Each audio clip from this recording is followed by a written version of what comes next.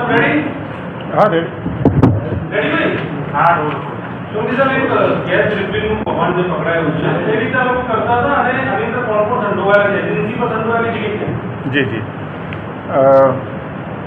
ACP DCP Shri एसओजीना Rahul Tripathi साहेबना सूचनाथी अमारा एसओजीना pi उनटकर અને PSI જેબી દેસાઈને એક માહિતી મળેલ કે બહેરામપુરા દાણી લીમડાના કેટલાક શખ્સો ઘરગથ્થુ જે ગેસના બોટલ આવે છે એ ખરીદી અને એ કોમર્શિયલ બોટલમાં એને રિફિલિંગ કરી અને ઊંચા ભાવે વેચવાનું એક મોટું રેકેટ ચલાવી રહેલ છે.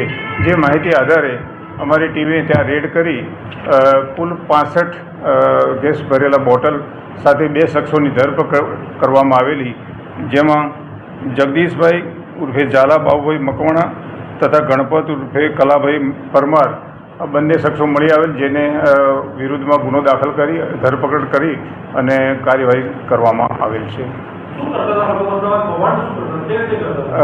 જે ઘરગથ્થુ જે ગેસના બોટલ આવે છે એ એક એજન્સી જેનું નામ પણ અમને મળેલ છે, આશીર્વાદ ગેસ એજન્સી દાણી લીમડાની, એના જે લોડર હોય એના પાસેથી 100 રૂપિયાને કમિશન આપીને એની પાસેથી 950માં આ બોટલ ખરીદી કરતા અને એ બોટલ કોમર્શિયલ જે બોટલ છે એમાં ટ્રાન્સફર કરી અને કોમર્શિયલ બોટલ જે છે એ જે હોટલો અથવા બીજી કોઈ કંપનીઓમાં 450ના ભાવથી એ બોટલ વેચતા હતા, જેમાં એને દરેક બોટલે મતલબ કે 400-500 રૂપિયાનો બેનિફિટ થતો હતો.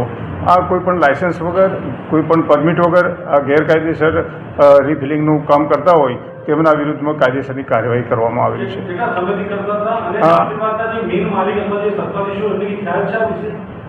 એ તપાસનો વિષય છે. છેલ્લા 6 મહિનાથી આ લોકો આ પ્રવૃત્તિ ચલાવી રહેલા હતા. જે આશીર્વાદ ગેસ એજન્સી છે એના માલિકને બોલાવીને પણ પૂછપરછ કરવામાં આવશે. બાકી આ જે ડિસ્ટ્રીબ્યુટર હોય જે એના નીચેના માણસો એ આ જે ગેસના બોટલો છે દર બોટલે 100 રૂપિયા લઈ અને આ લોકોને વેચાણ કરતા હતા. આમ તો એ મતલબ મજૂર ટાઈપના માણસો છે. બીજા કોઈ ગુનાઓમાં મેં તપાસ કરી તો એવું કોઈ સંડોવાયેલ નથી.